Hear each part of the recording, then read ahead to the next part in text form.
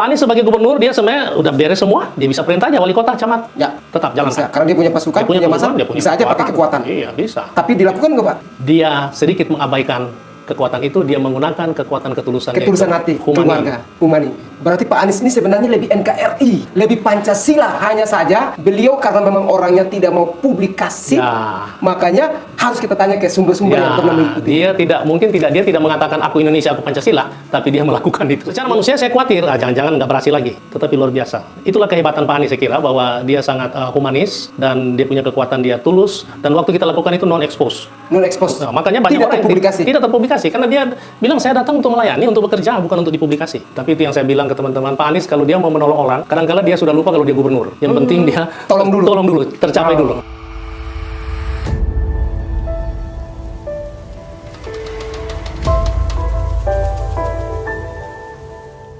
Kita akan wawancara selanjutnya di seksi yang kedua.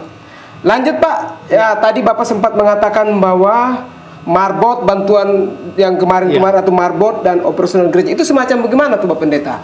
Ya, jadi itu kan harus dimulai dari political will yang positif dari si kepala daerahnya. Banyak kepala daerah lain kan tidak melakukan, dan syukur pada Pak Anies karena keberpihakannya kepada membahagiakan warga, jadi kemudian dia menolorkan kebijakan ini. Nah, kebijakan ini BOTI, bantuan operasional tempat ibadah, itu dari 4 jenis. Jadi tadinya 2 jenis menjadi 4 jenis. Menjadi 4 jenis. Setiap tahun tambah. Dan puji Tuhan, sesudah dia pun tidak menjabat lagi, dia masih sempat menyetujui untuk tahun ini dan berikutnya pendeta dapatkan.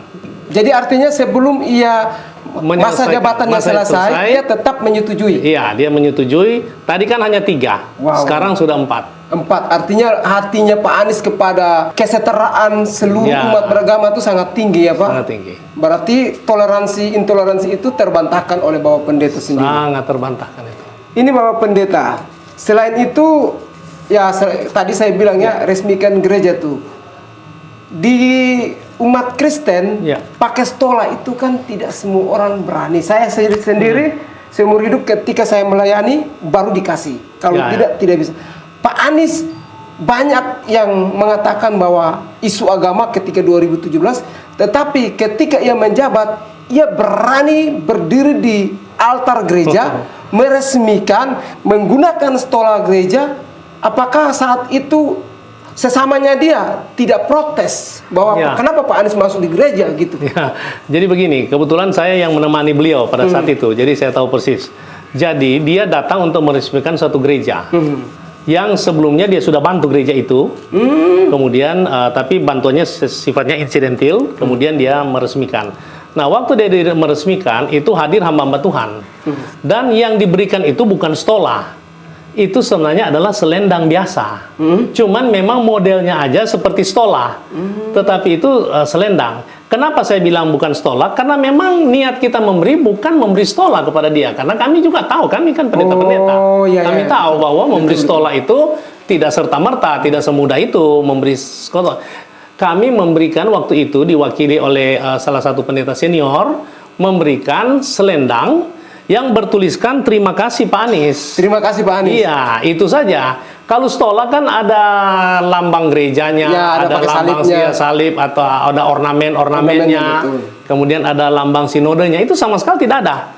Tapi kemudian diplesetin oleh orang-orang yang ya biasalah, yang mungkin tidak suka. Tidak suka, termasuk salah satu dari kita yang protes keras dari Merah. Pak Pendeta, saya tertarik dengan katanya ada juga gereja yang 60 tahun bergumul mendapatkan IMB, gubernur ganti gubernur tidak mendapatkan. Bukan hanya 60 tahun, ada 15 tahun, tidak salah ada puluhan tahun yang tidak mendapatkan. Tetapi Pak Anies yang bisa memberikannya dan memfasilitasinya. Bagaimana teman-teman pendeta? 2 dari 33 IMB, saya kasih contoh saja 2 gereja. Yaitu pertama yang 34 tahun tidak pernah dapat. 34 tahun ya Pak? 34 tahun itu gereja Katolik di daerah Jakarta Barat. Gereja Katolik? Ya. Kemudian Pak Anies itu kalau melihat sesuatu ketidakadilan, hatinya gelisah. Dan dia bagaimana mau menghadirkan keadilan. Menghadirkan keadilan. Oleh karena kan mana mungkin sudah 30 tahun kok nggak dapat-dapat gitu. Ya. Singkat cerita dia mengupayakan itu. Nah, yang tidak setuju itu adalah sebagian masyarakat di situ. Yang mereka adalah pemilih Pak Anies. Pemilih Pak Anies sendiri Pemilih yang Pak tidak Anies. setuju. Tapi waktu mereka milih dengan catatan jangan dibangunkan gereja di situ. Mereka akan pilih Pak Anies.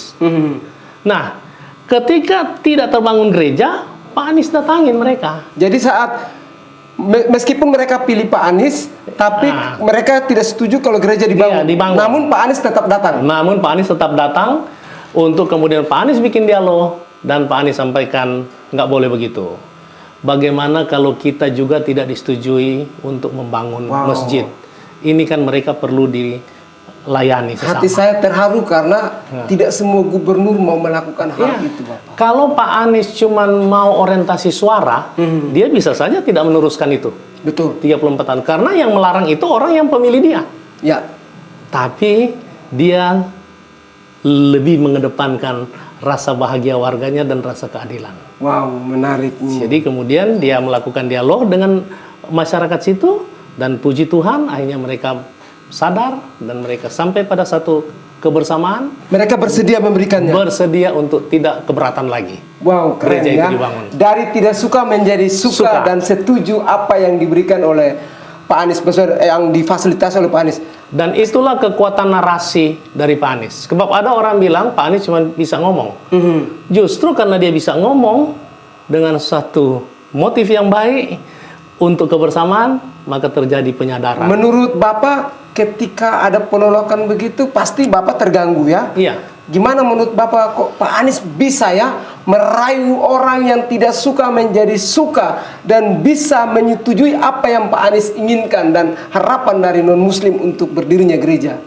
Ini ada satu kekuatan yang tidak diharapkan oleh orang lain atau tidak diduga. Kekuatan itu yaitu apa? Ketulusan. Ketulusan hati. Ketulusan. Pak Anies. Pak Anies. Jadi dia tidak membedakan dan dia melayani dengan tulus. Ketika GPIB Lubang Buaya 40 tahun. 40 tahun ya? Yang di Jakarta Barat 34. Ini 40 tahun. Itu juga diprotes. Diprotes. Sebenarnya secara IMB itu ada IMB yang permanen, ada IMB yang relaksasi. Jadi kemudian untuk menuju kepada IMB permanen. Nah, IMB sudah disiapkan, semua persyaratan sudah oke. Tetapi si tokoh yang ada di seputaran daerah itu keberatan. Yang di Lubang Buaya, gereja Lubang Buaya. GPI yang di GPIB Pelita. Pelita. Di Lubang Buaya. Nah, Pak Anies sebagai gubernur dia sebenarnya udah beres semua, dia bisa perintah aja wali kota, camat. Ya. Tetap jalankan. Bisa. Karena dia punya pasukan, punya massa, dia punya bisa aja pakai kekuatan. Iya, bisa. Tapi dilakukan nggak, Pak? Dia sedikit mengabaikan kekuatan itu, dia menggunakan kekuatan ketulusan hati keluarga, humani. Jadi dia kemudian datang berdialog, dia sholat bersama-sama dulu karena pas hari Jumat itu selesai sholat dia kumpul, dia berdialog bersama dan kembali kekuatan ketulusan yang dilahirkan dengan kata-kata yang baik akhirnya terjadi penyadaran. Berarti Pak Anies ini sebenarnya lebih NKRI, lebih Pancasila, hanya saja beliau karena memang orangnya tidak mau publikasi, makanya harus kita tanya ke sumber-sumber yang pernah mengikuti. Dia tidak mengatakan aku Indonesia, aku Pancasila, tapi dia melakukan itu. Dia melakukan. Nah, menurut Bapak Pendeta, ketika Bapak Pendeta mengikuti itu, apakah ada rasa ketakutan saat bernegosiasi lingkungan gereja Pelita itu? Ya, ada sedikit rasa kekhawatiran. Kekhawatirannya yaitu, aduh, ini sudah 40 tahun. 40 tahun? Berarti sudah berapa gubernur yang melalui itu tidak tercapai. Gubernur sebelumnya kemana begitu kan, Pak? Nah, itulah. Tapi secara manusia saya khawatir, jangan-jangan nggak berhasil lagi. Tetapi luar biasa. Itulah kehebatan Pak Anies saya kira, bahwa dia sangat humanis dan dia punya kekuatan, dia tulus, dan waktu kita lakukan itu non-expose. Nah, makanya banyak orang yang tidak terpublikasi karena dia bilang saya datang untuk melayani, untuk bekerja, bukan untuk dipublikasi. Memang ada wartawan internal dia aja tukang foto, tetapi tidak mau selfie begitu dan lari-lari kemudian selfie, enggak. Dia datang, dia lihat persoalan, dia berdialog, cari jalan keluar sama-sama. Beliau turun langsung ya? Turun. Harusnya wali kota kan itu wewenangnya wali kota setempat. Wali kota, camat saja bisa selesaikan sebenarnya. Iya, camat aja, lurah aja bisa sebenarnya. Tapi itu yang saya bilang ke teman-teman, Pak Anies kalau dia mau menolong orang, kadang-kala dia sudah lupa kalau dia gubernur. Yang penting dia tolong dulu, tercapai dulu. Layak itu yang kami lihat. Dan akhirnya terjadi kesepakatan. Dan singkat cerita kami akhirnya kembali, sudah ditunggu dari jam 9, kami tinggal datang sekitar jam 3 atau jam 4. Yang tadinya juga sudah putus asa, majelis dan pendetanya mungkin pikir ya sudah, nggak berhasil lagi kita. Tetapi ternyata Pak Anies datang dan meresmikan, memberikan IMB ke gereja yang sudah 40 tahun. 40 tahun. Pertanyaan saya begini ke ruang publik, teman-teman semua, gubernur sebelumnya kemana? Apakah hanya pencitraan di media sosial dan tidak bekerja atau gimana? Teman-teman sendiri yang bisa menilainya. Lanjut lagi Bapak Pendeta. Ini menarik nih. Bapak Pendeta, apakah Bapak Pendeta menginginkan perubahan itu terjadi dan perubahan untuk selanjutnya sosok Anies itu lebih tepat atau gimana menurut Bapak Pendeta? Perubahan itu suatu keniscayaan, Bung Alor, Bung Fritz. Jadi saya bilang Alor karena saya sempat ke Alor. Fritz Alor. Oh, mantap. Jadi itu kan pemilihan presiden aja terjadi perubahan, pergantian presiden. Betul. Dan perubahan itu bukan sesuatu yang apa itu dia, seolah-olah momok atau sesuatu yang harus ditakuti. Perubahan itu menuju kepada hal yang lebih baik, itu satu keniscayaan. Betul. Dan sebenarnya perubahan itu kan tidak serta-merta meninggalkan yang lama atau menaifkan yang sebelumnya atau menyatakan salah yang sebelumnya. Tidak serta-merta begitu juga kan. Kalau memang sesuatu yang baik, tidak usah juga dia mesti pertahankan, mesti berlanjut. Itu pasti akan berlanjut dengan sendirinya. Kalau itu dia yakin itu baik. Kalau memang sesuatu yang kurang baik, Pak Anies atau pemimpin siapapun yang sesudahnya, yang betul-betul mau memimpin yang visioner, dia pasti akan melakukan perubahan. Jadi kita tidak usah terlalu takut dengan perubahan. Jadi kalaupun kemudian Pak Anies menawarkan perubahan, saya kira itu satu yang positif. Menurut Bapak Pendeta, apakah misalkan nih bahwa Pak Anies jadi Presiden Indonesia, beliau akan menerapkan bantuan BOTI ke seluruh Indonesia? Soalnya di komal TikTok semua pada tanya, apakah nanti BOTI itu disebarkan ke seluruh Indonesia dan semua akan menikmati? Menurut Bapak Pendeta bagaimana? Saya bisa kasih testimoni soal itu. Siap. Waktu relawan-relawan di Manado mengadakan Natal, itu dari Forkom, kemudian ada Natal di sana. Puji Tuhan, Pak Anies hadir melalui live streaming, melalui rekaman. Singkat cerita, ada dialog, kemudian ada satu peserta bertanya, langsung ke Pak Anies. Saya sebagai host. Pak, kalau Bapak jadi, kira-kira BOTI akan dilanjutkan atau bagaimana? Sama pertanyaan itu ditanyakan ke saya. Pak Anies menjawab bahwa apa yang sudah dia lakukan di Jakarta akan dilakukan juga secara nasional. Cuman itu tentu sedang dirumuskan. Menjadi sebuah kebijakan besar, program besar. Iya. Itu ketika Pak Anies jadi gubernur, maka bantuan BOTI artinya bantuan operasional tempat hidup ibadah akan dilakukan secara nasional dari Papua sampai Aceh, dari Rote sampai Miangas. Ini menarik dan saya yakin belum ada orang yang punya program itu ke situ. Belum ada pemimpin-pemimpin yang punya visi misi ke situ. Mungkin dari Pak Anies aja yang sudah punya visi misi. Jadi itu satu program yang terjawab kepada teman-teman yang sering bertanya apa programnya Pak Anies. Yang berikut Pak Anies, Pak Pendeta, saya karena sudah familiar dengan Pak Anies, akhirnya baju juga Pak Anies semua nih. Pak Pendeta, Bapak Pendeta bisa tidak menjelaskan sedikit terkait dengan politik identitas yang disematkan kepada Pak Anies? Benarkah Pak Anies itu menabur politik identitas? Ya, kalau langsung to the point saya katakan bahwa kalau politik identitas itu kemudian diasosiasikan kepada hal yang negatif itu tidak. Ya, betul. Cocok. Tidak sama sekali. Bahwa kemudian kita mesti memiliki identitas, oke.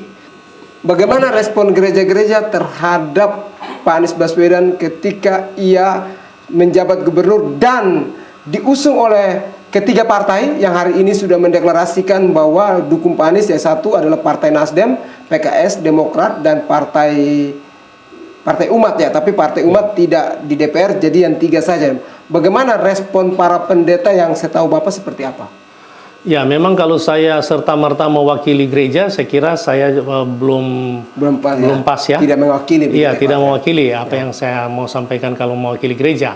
Tetapi yang saya tahu bahwa ketika beliau di Jakarta, dia menghadirkan keadilan sosial bagi seluruh rakyat Indonesia, dan saat itu gereja meresponi dengan baik. Gereja meresponi dengan baik. Ya, gereja meresponi dengan baik bukan karena uangnya atau botinya, tetapi rasa keadilan yang mereka rasakan. Dan itu bukan hanya gereja, semua agama merasakan itu. Begitu. Baik teman-teman,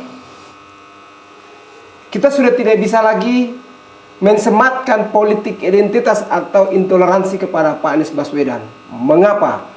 Hari ini Bapak Pendeta yang sendiri mengatakan bahwa ada banyak kebijakan yang Pak Anies berikan kepada seluruh umat beragama. Tidak hanya Muslim, ada pun 5 agama yang lain. Ya. Nah yang terakhir Pak Pendeta, bagaimana harapan Bapak Pendeta kepada Pak Anies apabila Pak Anies terpilih menjadi Presiden Indonesia? Saya boleh memberi harapan dengan memberi julukan kepada dia. Julukan? Yaitu dia seorang pemimpin yang visioner dan memiliki hati yang mau melayani. Visioner dan memiliki hati yang melayani. Kenapa? Dari julukan ini, maka saya mempunyai harapan bahwa dia akan melanjutkan perubahan menuju kepada hal yang lebih baik untuk Indonesia ke depan. Untuk Indonesia. Kenapa saya sebutkan dia seorang yang visioner? Karena saya belajar dari kepimpinan beliau di Jakarta. Visionernya di sini yaitu terbaca di tagline yang dia kedepankan di Jakarta. Waktu itu kan dia punya tagline-nya yaitu Jakarta Kota Kolaborasi. Kolaborasi ya. Kemudian yang kedua, motonya yaitu maju kotanya, bahagia warganya. Maju kotanya, bahagia warganya. Dan itu terbukti. Jakarta maju, luar biasa pembangunan. Betul. Saya bisa cerita satu malam dengan Bung Alor kalau soal itu. Kemudian nanti sesi berikut. Bahagia warganya, itu betul-betul bahagia. Saya juga bahagia karena ketika saya gereja, saya ibadah, saya pasca, tidak ada satupun yang mengganggu.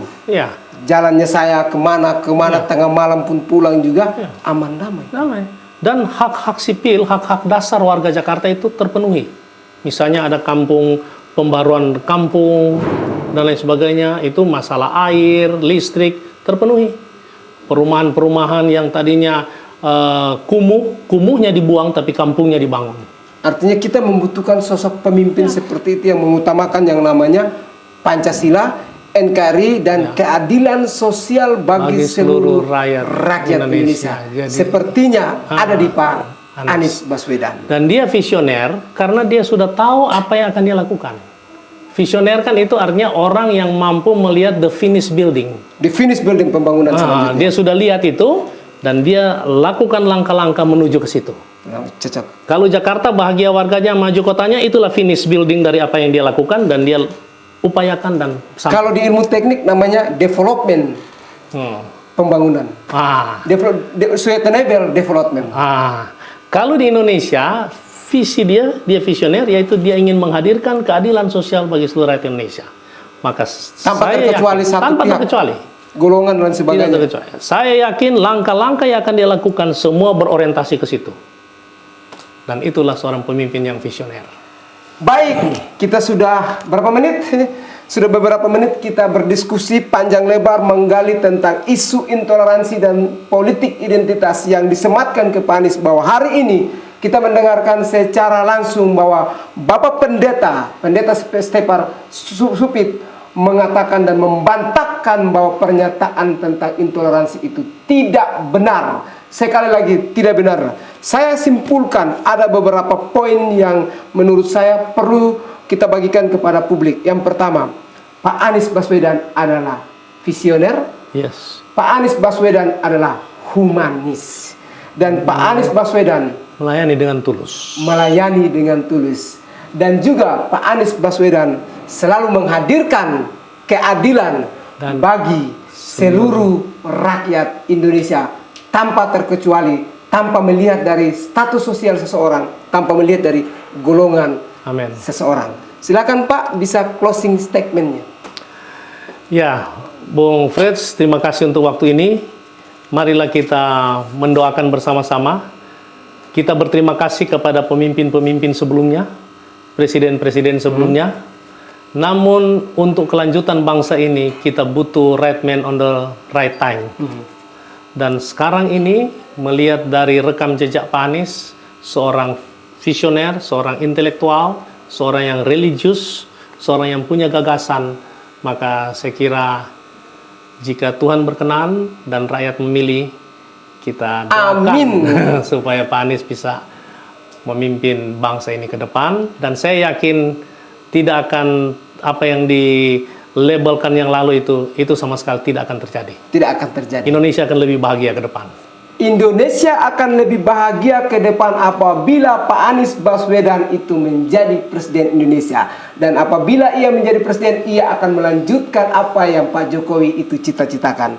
Semoga penjelasan dari Pak Pendeta mencerahkan publik, membantahkan isu-isu yang tidak berkesan yang disematkan kepada Pak Anies Baswedan. Dan hari ini kita stop membicarakan tentang isu intoleransi kepada Pak Anies, karena Pak Anies tidak intoleransi, melainkan toleransi, karena mengutamakan yang namanya menghadirkan keadilan bagi seluruh rakyat Indonesia. Bersama dengan kami Langkah Anies Channel, kita ketemu di sesi selanjutnya bersama Frits Alorboy dan Bapak Pendeta. Ya, Shepherd Supit. Shepherd Supit. Terima kasih. Nanti kita ketemu lagi. Sekian dan terima kasih. Tuhan Yesus memberkati. Amin. Sama-sama. Dalam pelayanannya. Amin. Sekian dan terima kasih. Assalamualaikum warahmatullahi wabarakatuh. Salam, Tuhan memberkati buat kita semua.